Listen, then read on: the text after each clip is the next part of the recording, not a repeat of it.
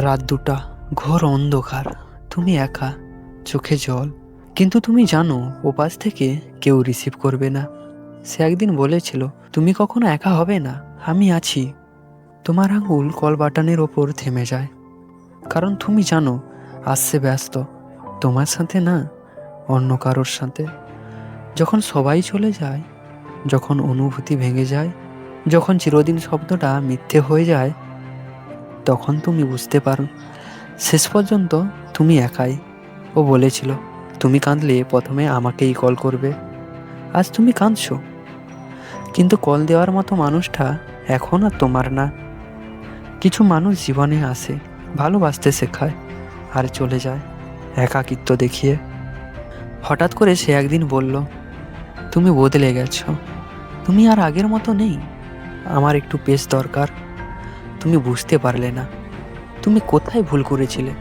তুমি আরও সময় দিলে, আরও কেয়ার করলে, আরও নিজেকে ছোট করলে।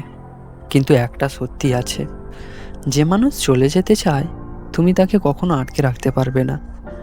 কারণ সমস্যা তোমার ভালোবাসার না, সমস্যা তার অনুভূতিতে।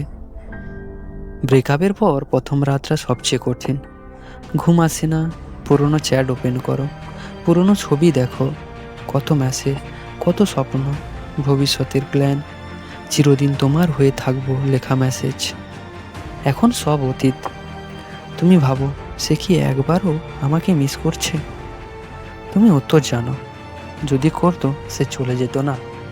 এই সত্যিটা মানতে সময় লাগে, কিন্তু একদিন মানতেই হয়।